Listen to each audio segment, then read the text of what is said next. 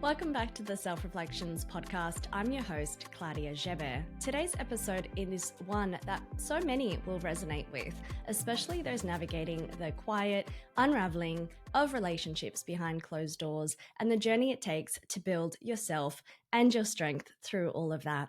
I'm joined by Reesa, a couples therapist from California who brings both personal truth and professional depth to the table. In this conversation, we dive deep into what trauma does to relationships, the painful but necessary decision to leave or sometimes stay, and what rebuilding looks like on the other side. We explore why some people often stay too long, the shame that lingers after separation, and what actually helps during those moments when everything falls apart. In contrast, we also explore what it means to give back to yourself and build a relationship not only with yourself, but with the partner that you choose. If you've ever felt like you were drowning or not sure how to navigate relationships, if you've ever questioned your own personal strength, or if you're in the middle of trying to put your life back together, this one is for you.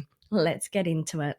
Reesa, thank you so much for joining me on an episode. Yes, thank you so much for having me. Reesa, before we get into the work you do now, can you share a little bit about your upbringing and how those experiences shaped your early beliefs about relationships? Absolutely. So growing up, I was brought up in a biracial home, Filipino American, and my mother was primarily Caucasian. And so there was two worlds that were kind of merging, if you will. And there was a significant age gap between the two of them as well. My father was on his fourth relationship, my mother freshly out of high school. Very, different circumstances right there at the beginning. And it was a very chaotic household, a lot of emotional immaturity, a lot of doing kind of just all of the ways to handle things that have been passed down for generations before them, of, a lot of that generational trauma being passed down. And so within that, it was an abusive household, emotionally and physically.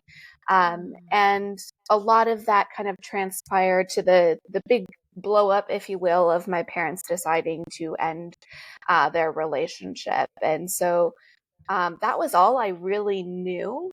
And so it really wasn't until after I graduated high school and I went on to get higher education that I saw a therapist for the very first time who really opened my eyes to kind of just, that isn't what relationships have to look like. And that kind of behavior and interactions, that's not healthy. And that was the first time that I thought, really? Are you sure? Because this is all I know. And that just really rocked my world that it could be different. And ever since then, I've just been on this mission, if you will, to kind of help dream world is create healthier, thriving family systems for other families in the future. I really appreciate your openness here because it's easy for us to unconsciously carry the blueprints from childhood into our adult relationships. So breaking free from that and trying to explore what relationships actually mean is so pivotal for not only our own relationship with ourselves, but the relationship then we choose to have for our lifetime, or a few of our experiences, relationships that we have throughout our experience. That's really interesting that you say that. Was it hard for you to break from some of those ingrained, I guess, beliefs and ideas of what relationships were shown to you growing up? It absolutely was, especially at the very beginning of relationships when I was, just newly figuring out what different could be. It was a lot of really doing a lot of inner work and challenging kind of that initial thought process. Trust was something that was huge and hard to kind of really work through, because again, I had seen just so much betrayal, so much discord, that kind of being willing to go into a relationship and willing to open myself up to trust, and kind of battle that fear that this person is going to hurt me too. That was just like a minutely decision that I had to make and still have to make. I mean, breaking those, like you said, those blueprints that are in there, even just now as a parent myself, trying to not bring in that generational, trauma, or this is just what I know, if you will, of how I handle things. It's a minutely decision to kind of consciously choose something different. Mm. And through your own experience and your story, do you see something similar replicate in the clients that you work with? Absolutely. One of the things I probably say most often is that um, when you get into these relationships, especially those, I work with a lot of parents. And so really it's reparenting yourself through these relationships, romantic relationships, your parent-child relationships. Oftentimes you're kind of having to do dual work at the same time, and I see it so much. Mm-hmm. I love that you've said that, because what we don't realize is the vast amount of work that does need to go into our own self-development. Many people think that, we grow up and we go into relationships, there's no responsibility, it's always the other person's fault. The way that you've framed that, and I do try and frame this in a similar way in my practice, it's you can't keep blaming somebody else for how you then show up and what affects you in relationships. It's really important for you to take that responsibility and build, I guess, that agency in someone's ability to be able to better their understanding of themselves, how they show up in relationships, who they choose in relationships, and why they actually get triggered as well in those relationships that they choose. Because a lot of the time we get gravitated to what's familiar, and that's part of what we grew up with, what we feel comfortable or what we know. Naturally, we sometimes attract individuals throughout our time before we start realizing, well, actually something's not working here, and maybe I do need to take some ownership of that and create a change so that I can actually get into a relationship that's going to fulfill my needs, that's going to be safe. I'm also going to be the best version of myself in that relationship. Yes, absolutely. I would agree with all of that. And I think one of the things that I see most often is just as a whole, I think we have a tendency, even in our language, to say, you made me feel XYZ, which that in itself, we're giving that power and that authority to somebody else.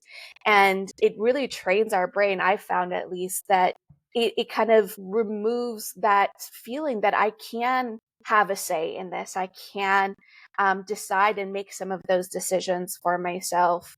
And like you said, take more of that ownership on.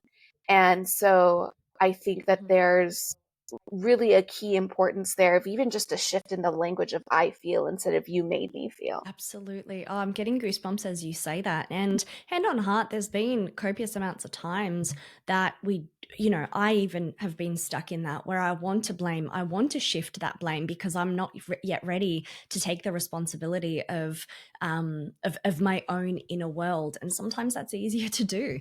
So I love that you've identified that language plays a significant part in how we then better our relationships. And it's not just, romantic relationships. It's also the relationship we have with ourselves, with our parents, with our, colleagues and friends. So that's a very, very important point for our community to consider. Yeah. It's amazing, right? How much power even just the language has. So I agree.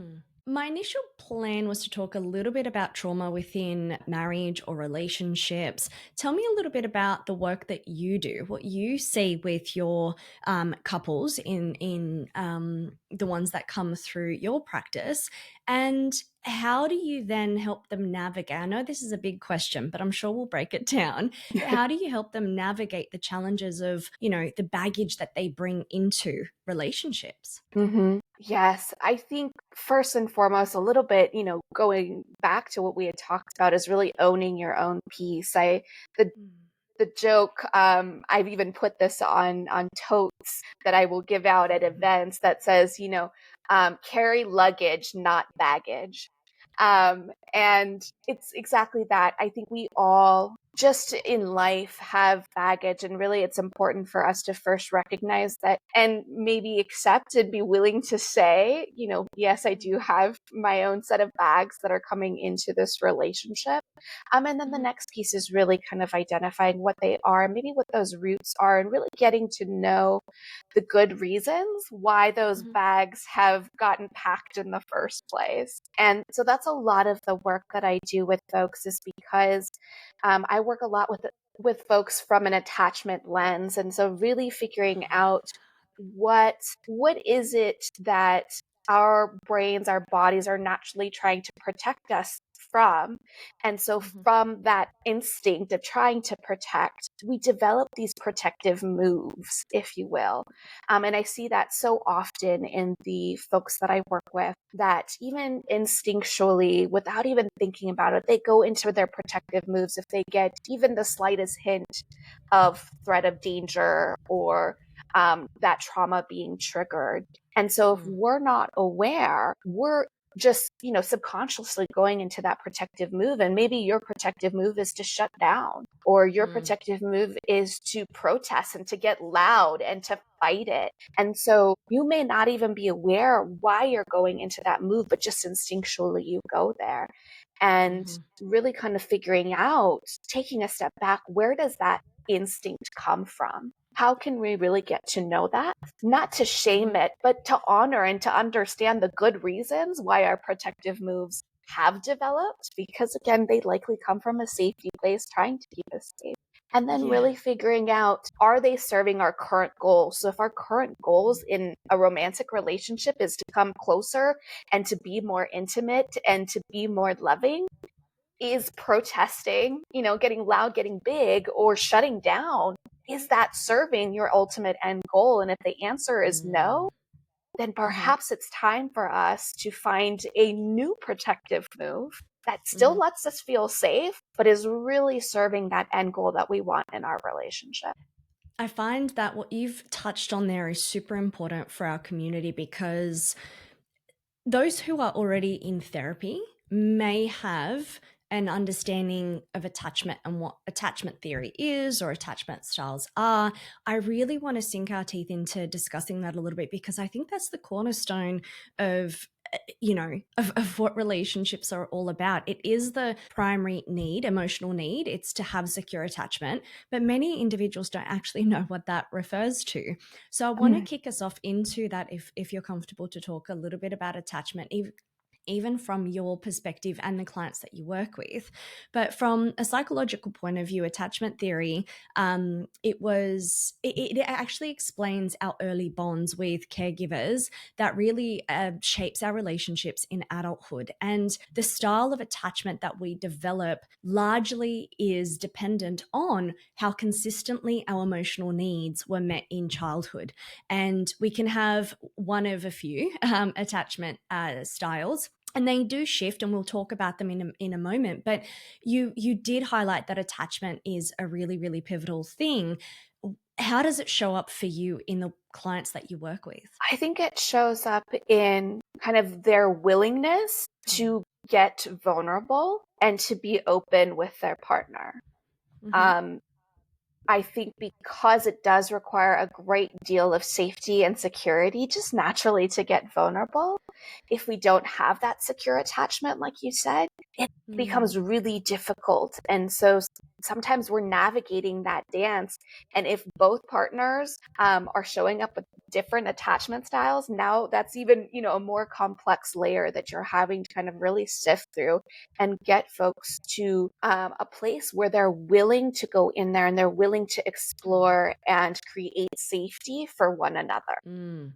And if people are interested, I'll put some resources down in the comments below, but it's really important for each of us to understand what type of attachment we present with and what attachment our partners then present with as well, because that really does create a blueprint of us being able to understand ourselves on a deeper level, but also our partner. And if you're aware of your attachment styles, you'll be able to then understand on a deeper level why you get impacted by certain things, why that might shift into reactivity, understanding your partner a little bit more. So out of the few attachment styles we do have, there's secure attachment, which is the one attachment style that we all want to be and who we want to be connected with. There's anxious attachment, avoidant attachment, and of course, disorganized attachment. So I'm not going to go into too much detail about the different attachment styles and what you can do to move yourself into a bit more of that secure. But if you're not sure which attachment style you are, let this be your sign to be a bit curious. Ask yourself the questions, even go to our description below and find some resources, because if you're able to understand yourself on that deeper level, you're going to be able to help not only yourself navigate fulfillment of needs, but also be able to build on communication and the bond that you have with people around you. And you'd be able to then have more of a fulfilling life if you are able to feel like you have a secure attached relationship, whether that's romantic or platonic. Mm-hmm. Wonderful. And I'm so glad that you're going to put some of those resources down in the description, because I think it's huge when we can understand and learn a little bit of that, because like you said, it is kind of the cornerstone of relationships and really being able to connect on that deeper level, something much more than just a superficial fling, if you will. Completely. Reesa, I want to go back to your story again. You did mention about your past and how, things started to develop. Tell me a little bit about a little bit later in adulthood.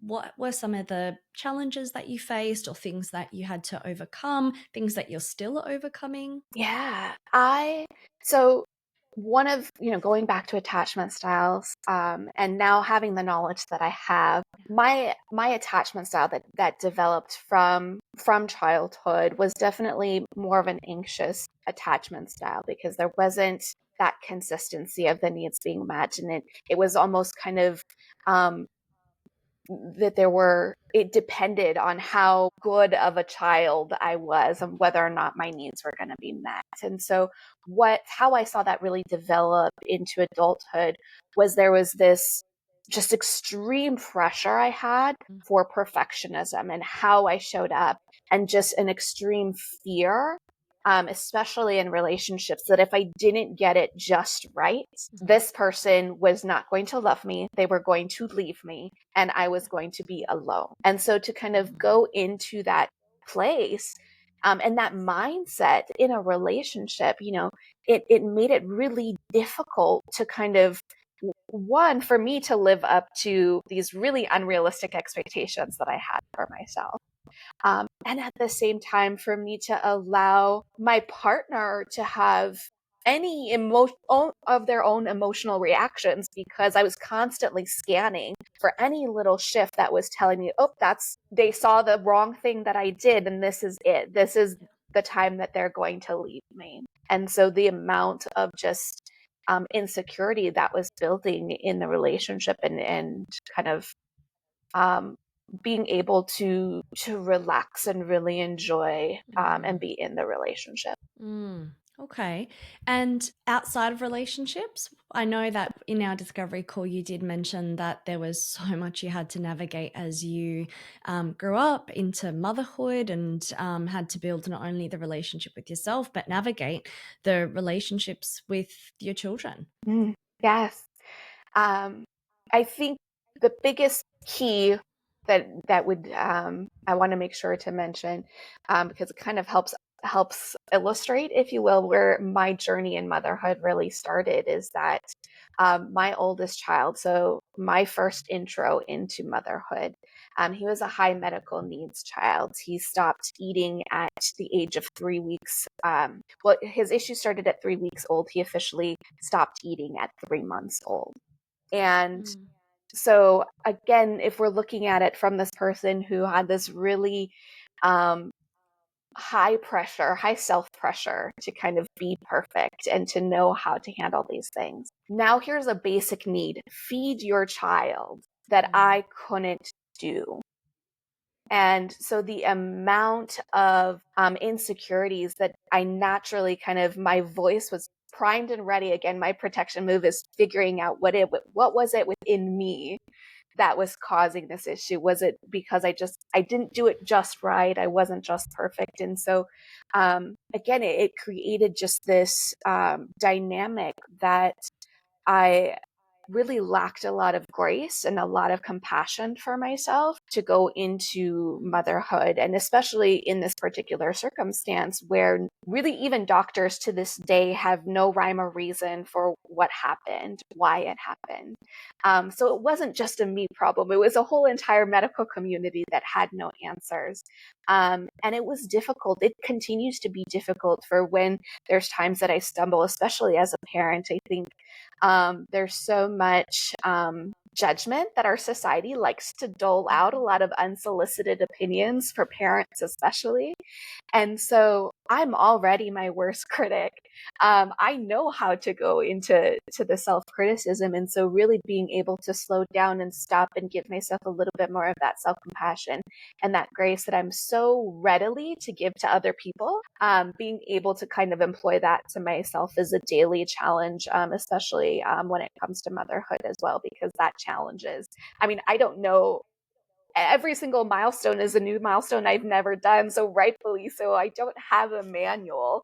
And so I'm going to mess up, and really reminding myself that it's okay for me to forgive myself and to love myself through those mistakes as well. Thank you for sharing your vulnerability with us, Reesa, around that story, because what you've highlighted there is something that so many mothers step into and sometimes don't get themselves out of, that inner critique and that self-blame of not being able to provide for your child. And I can't imagine what that would be like, not having kids myself, but even just hearing you speak to it, as well as hearing other clients speak to it, it's something so deep and so hurtful that, or painful, I should say.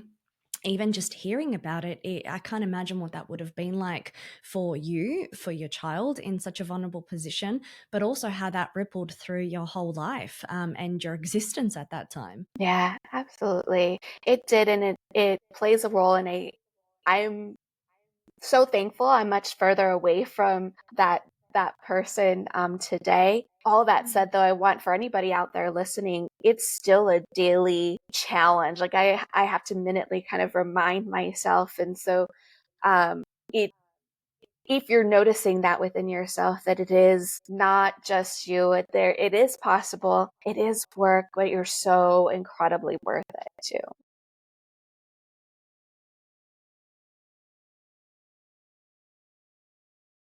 Welcome to Self Reflections, real people, real reflections.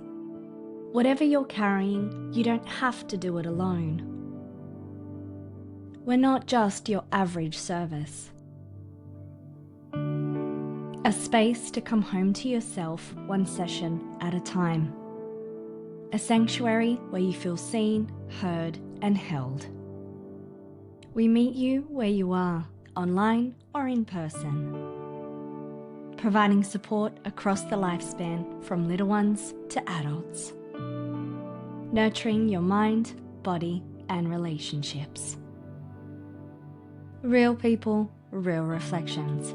Book now at selfreflections.com. You stated that the pressures of your inner critic was very much trying to pull how you're impacting your child's upbringing and things like that.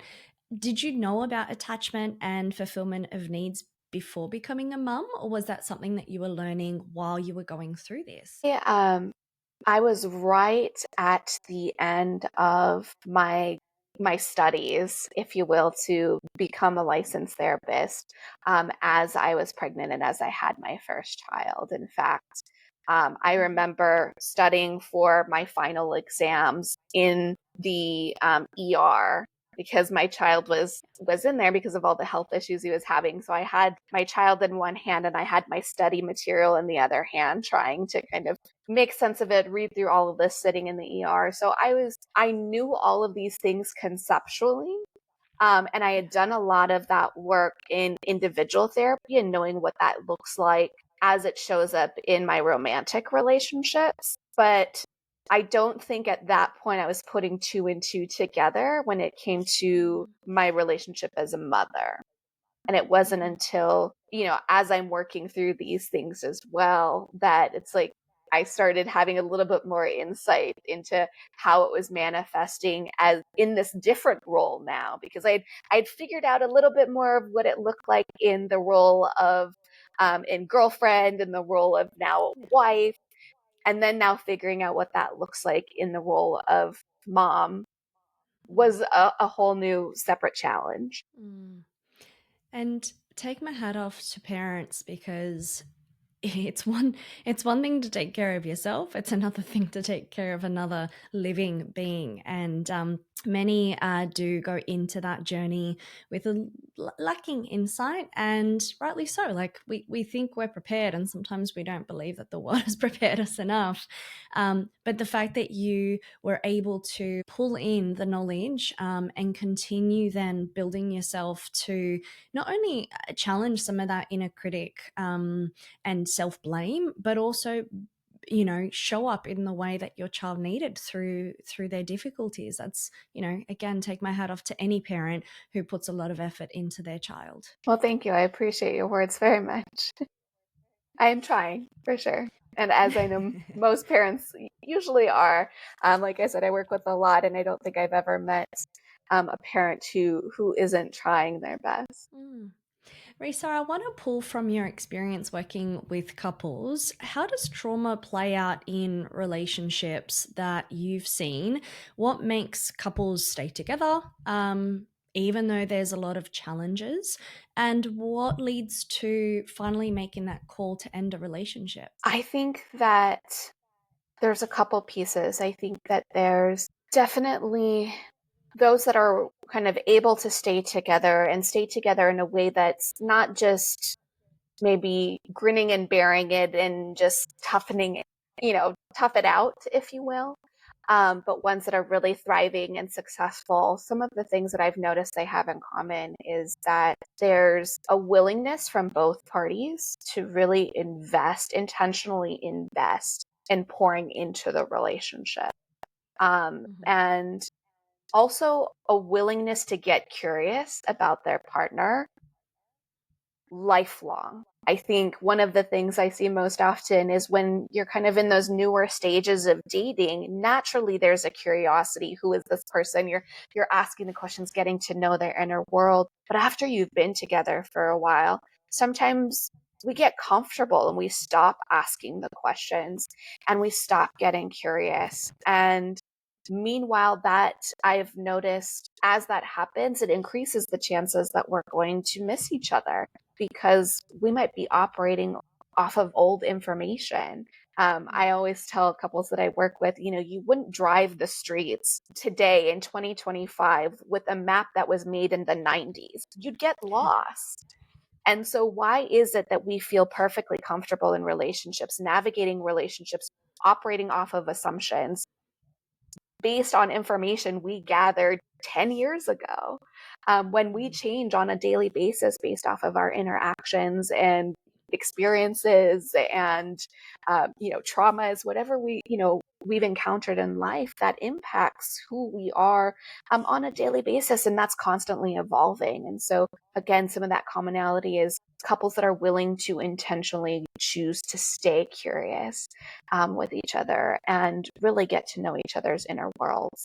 And then the last piece is really those couples that are willing to make the repair attempts and truthfully go into a repair attempt.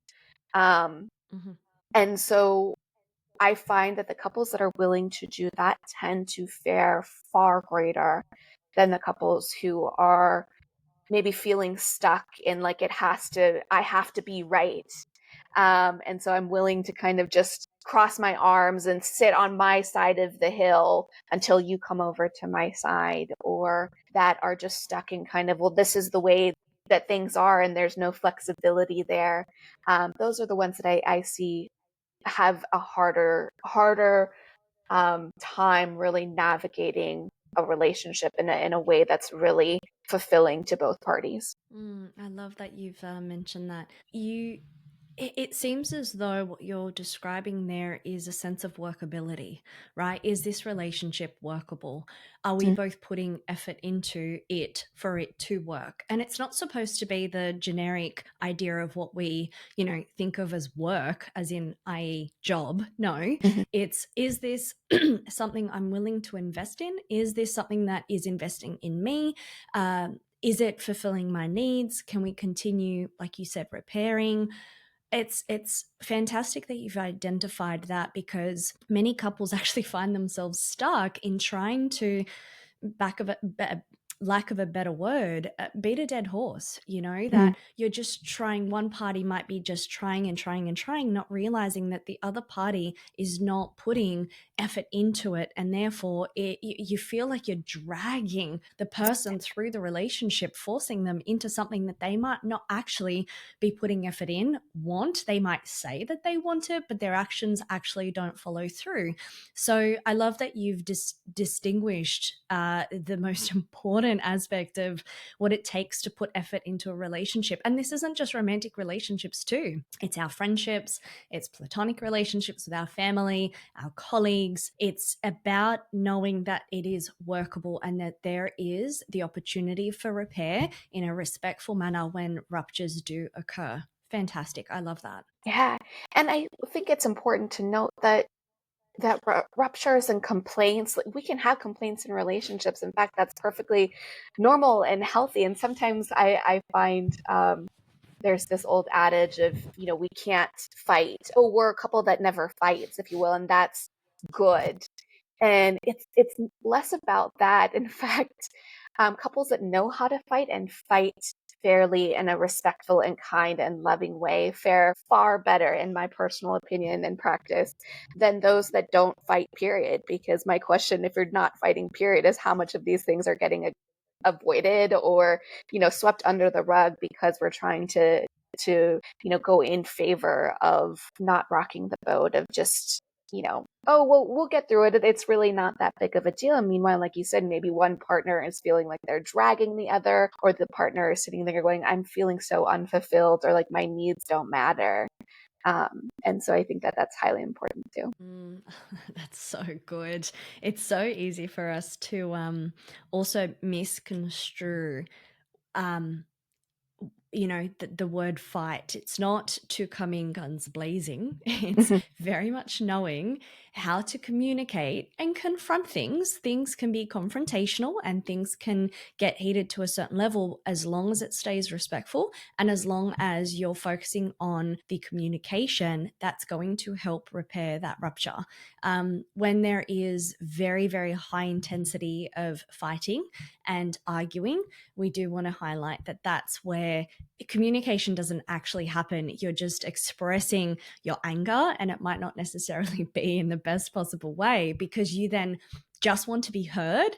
You're not feeling heard. You just want to be right. And sometimes it's that battle of power that might not lead to actually getting to the crux of what repair work actually is. It's being able to confront the uncomfortable, but also be able to get to the crux of communicating through in a respectful manner, even though it is confrontational. Yes, absolutely. And I think you make such a great point in the fact that it isn't kind of guns blazing coming, that if you're getting on the other side of this fight and it doesn't feel like there was any forward movement that we actually got out of there, and both of us, still feel this kind of love and affection, and that was like, okay, I feel heard. Both of us are coming out of this feeling heard and feeling honored. And really also that, again, we're not just having the same fight over and over, then that might be good clues to you that maybe there's some tweaking that we can still do in your version of what fighting is looking like right now. Reesa, do you have many couples that come to you where you can tell that this is past the point of repair? I think I have had those, to answer that piece of the question. And again, I think probably the biggest predictors that I've seen in the room is, again, when you've got one person who's really checked out, and maybe they haven't quite admitted it to themselves or admitted it to their partner, but everything, there's really no follow through in their willingness to kind of try something a little bit different. as well as that there's just something they're holding on to for whatever reason that they're saying, I just cannot let this go. And so they end up, as a byproduct, end up putting ultimatums. Okay, I'll only do this if then. And when we get stuck in those ultimatums, it makes it really, really difficult for healing and repair to happen. And I want to take this opportunity to talk about the real reason relationships sometimes unravel, because so often people think it's the affair or the fight or the moment someone leaves. But the truth is, the rupture usually starts way, way before that. And it's often quiet and sometimes in completely invisible ways. I know in both my clinical work and personal stories, I've actually seen how trauma can silently just sit between two people, and it shapes the way that they communicate, that they fight, that they love, or even avoid each other altogether. And this is where knowing your attachments is super important, because they can get triggered and continue to divide the space between you and another person. And I wanted to kind of pull into what have you found in your own journey, and potentially clinical or even personal, with the people that you know around you and your work with couples, that really leads to that breakdown. Would you say that it is what I just mentioned there, or is it what we've already previously mentioned, the inability to put in the work, or something else that potentially is more trauma focused? Could be I think, potentially all the above. yes. I think it absolutely is a little bit of all of the above with different Yeah. different people's interactions. I think what you mentioned, though, what came up for me is so potent, because I actually had, it reminded me of a couple that I had worked with, where again the rupture had started fairly early on, and it wasn't even something that either party was really aware of. And it started because the the pregnant partner was so afraid of just what was happening and just the uncertainty, and so they were going to their doctor's appointments, and they said to their partner, I'd like you to be there, um, but because they themselves maybe weren't as in tune with, this is really important to me because I'm feeling fearful, that didn't get communicated. They just said, hey, I want you to come. Well, their partner was at work. Their work was and their work schedule conflicted with those doctor's appointments, so they didn't get to make it to those doctor's appointments, and that in turn ended up triggering the pregnant partner in a way that they really didn't even understand themselves so deeply. They felt so hurt. They felt so abandoned in their fear. And again, that was very silent. Partner B is going, I'm working, I'm trying to provide for our family. And that's why I couldn't make it.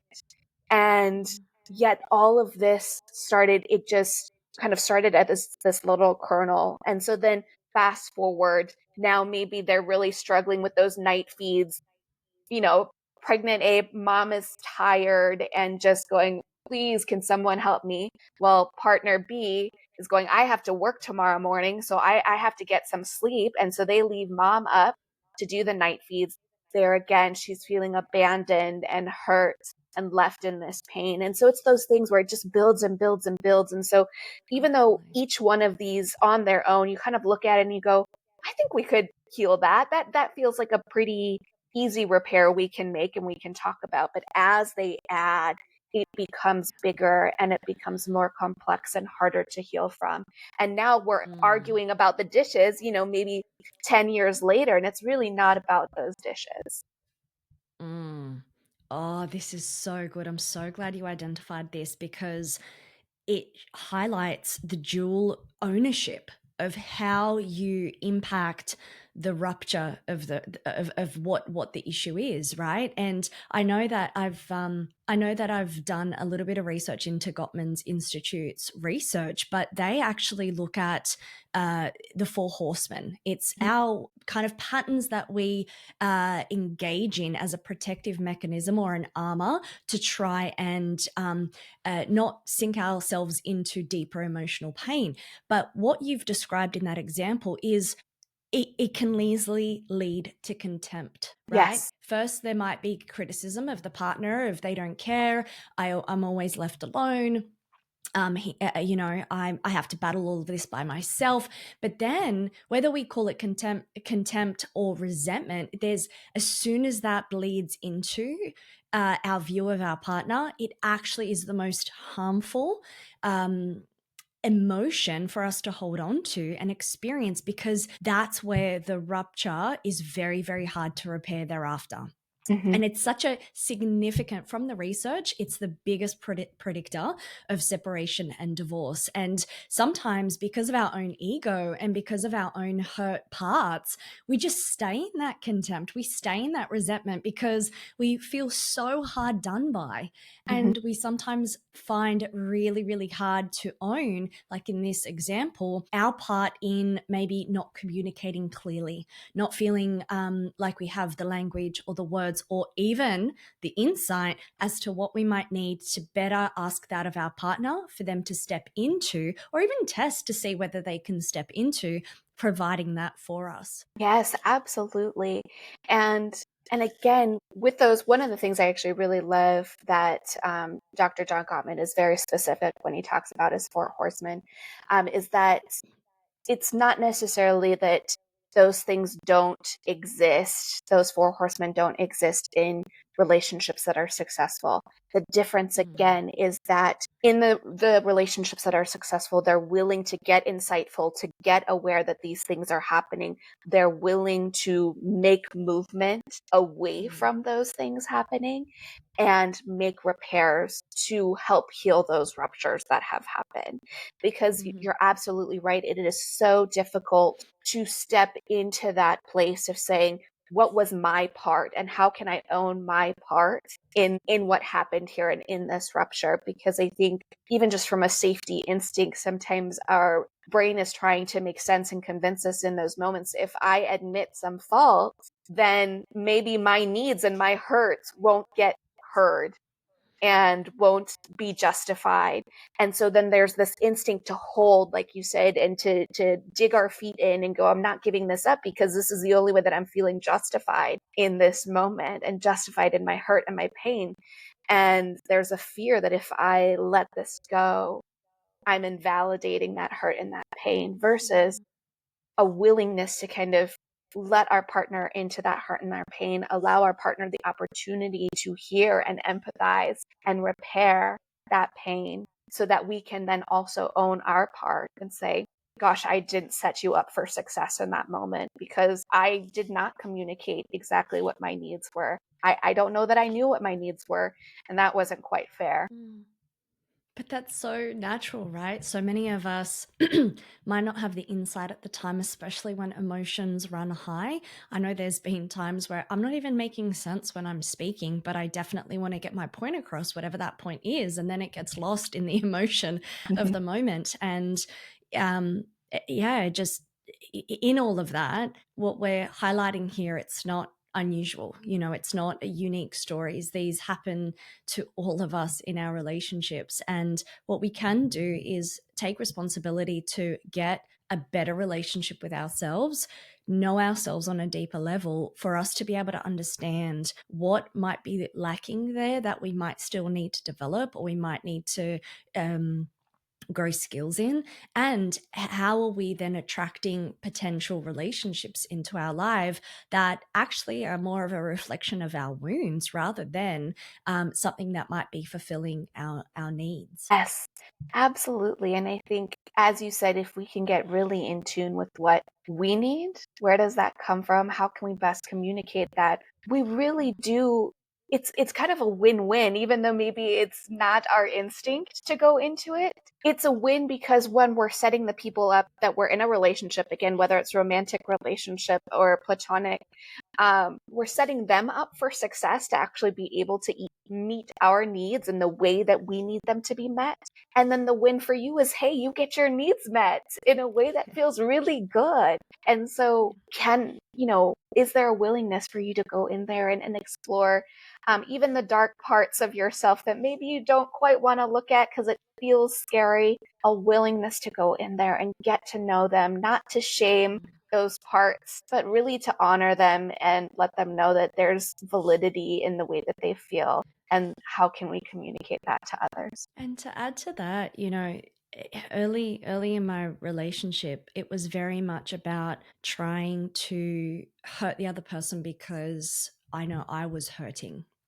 And because we don't have that insight, and because we don't even understand what's happening in that dynamic, we fall into the trap of that, protector mode kicking in, and all it does is just divide us deeper and deeper from that person. It's really hard to own that you have a part to play, and it's really hard to push your ego to the side and soften when we are in pain, or potentially sometimes when we don't feel safe in the interaction that we're having with our partner or our friend.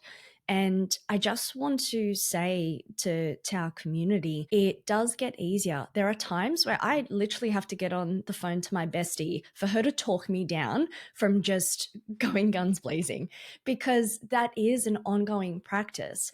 I think when we're sharing these insights to our community, we don't want to convince them that all of a sudden, just because they know it, it's just going to be so easy to apply in the communication in their relationships. Even you might know all the information, you might know all the research. Trust me, I know.